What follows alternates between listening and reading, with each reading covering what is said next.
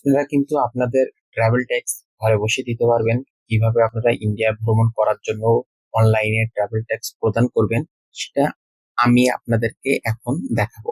ওকে, প্রথমে আপনারা আপনাদের ক্রোম ব্রাউজারে চলে যাবেন।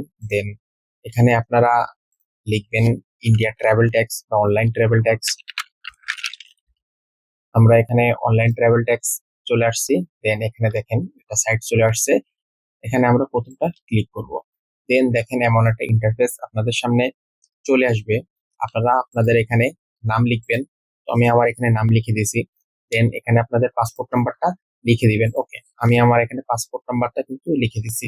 আপনারা যদি অ্যাডাল্ট হয়ে থাকেন তাহলে এখানে অ্যাডাল্ট দিবেন। যদি আপনাদের সাথে বাচ্চা থাকে তাহলে এখানে কিন্তু চিলড্রেন অপশন আছে। ওকে, আপনারা কিন্তু বাই ল্যান্ড এবং বাই ওয়াটারে যাইতে পারেন। তো আপনারা যদি বাই ল্যান্ডে যেতে থাকেন তাহলে বাই ল্যান্ড ডিফল্ট ভাবে থাকবে। আর গন্তব্যস্থল ডেস্টিনেশন আপনারা এখান থেকে যদি ভুটান যান বা ইন্ডিয়া যান, মায়ানমার, নেপাল সবগুলো অপশন আছে ট্রাভেল ট্যাক্স দেওয়ার জন্য। তো আমরা এখানে বাই ডিফল্ট নেপাল ছিল বা ইন্ডিয়া ছিল, আমরা ইন্ডিয়া করে দিলাম। দেন আপনাদের এখানে কিন্তু একটা মোবাইল নাম্বার দিতে হবে। ওকে, তো এখানে দেখেন এমন ডিফল্ট ভাবে কিন্তু 1,000 টাকা দেওয়া আছে এবং এটা কথা লেখা আছে। সবকিছু ওকে থাকলে আপনারা এখান থেকে সাবমিটে চলে যাবেন। সাবমিটে যাওয়ার পরে এখানে দেখবেন আপনাদের সবকিছু ইনফরমেশন ঠিক আছে কিনা।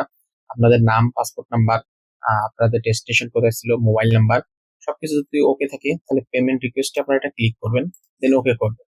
এমন একটা ইন্টারফেস আপনাদের সামনে চলে আসবে। আপনারা এটা পূরণ করার জন্য 8 মিনিট 50 সেকেন্ড সময় পেয়ে যাবেন। তার মধ্যে কিন্তু আপনাদের পেমেন্টটা ক্লিয়ার করতে হবে, নাহলে কিন্তু এটা আপনার পেমেন্টটা বাতিল হয়ে যাবে। ওকে, আপনারা এখান থেকে পেমেন্ট করার জন্য 4টা গেটওয়ে পেয়ে যাবেন। এখান থেকে আপনারা সোনালী ব্যাংক পেয়ে যাবেন, আর কার্ড পেয়ে যাবেন, মোবাইল ব্যাংকিং পেয়ে যাবেন, দেন ইন্টারনেট পেয়ে যাবেন। আপনাদের পছন্দ অনুযায়ী কিন্তু আপনারা এখান থেকে টাকাটা পেমেন্ট করতে পারবেন। ওকে, আমি প্রথমেই বলে দিই, যদি আপনারা মোবাইল ব্যাংকিং এর মাধ্যমে টাকা প্রদান করেন, যদি নগদে আসেন আপনাদের কিন্তু প্রসেসিং ফি 14 টাকা কাটবে। দেন আপনারা যদি বিকাশে আসেন আপনাদের কিন্তু প্রসেসিং ফি 7 টাকা কাটবে, এটাই সব থেকে কম। ওকে, রকেটে আসলে 15 টাকা এবং উপাইতে আসলে 14 টাকা। এরকম ভাবে কিন্তু আপনাদের প্রত্যেকটা কিন্তু একটা প্রসেসিং ফি কাটবে 1,000 টাকার উপরে। ওকে, দেন আপনারা যদি কার্ডে আসেন এখানে কিন্তু ভিসা কার্ড, মাস্টার কার্ড এবং ডাচ বাংলা নেক্সাস আছে। আমরা যদি ভিসা কার্ডের মাধ্যমে যদি টাকাটা পেমেন্ট করি তাহলে 17 টাকা 50 পয়সা প্রসেসিং ফি। মাস্টার কার্ডে আসলে 17 টাকা 50 পয়সা এবং যদি আমরা নেক্সাসে আসি তাহলে কিন্তু এখানে 15 টাকা। ওকে, তো আমরা দেখেন সব থেকে কম ছিল আমাদের মোবাইল ব্যাংকিং। মোবাইল ব্যাংকিংটা অনেক সহজ এবং ইজি। তো আমরা টাকাটা মোবাইল ব্যাংকিং এর মাধ্যমে দিব।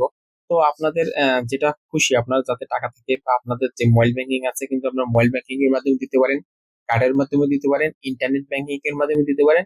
তো যদি কারো সোনালী ব্যাংকের অ্যাকাউন্ট থেকে আপনারা কিন্তু সোনালী ব্যাংকের অ্যাকাউন্ট থেকে দিতে পারবেন, যেটা সর্বনিম্ন 7 টাকা 5 টাকা 75 পয়সা, এটাই সব থেকে কম। ওকে, সোনালী ব্যাংকের অ্যাকাউন্ট সবসময় সবাই ইউজ করে না। তো মোবাইল ব্যাংকিংটা আমরা বেছে নেই। দেন আমরা বিকাশ এখান থেকে কনফার্ম দিব, পে উইথ বিকাশ চলে যাব।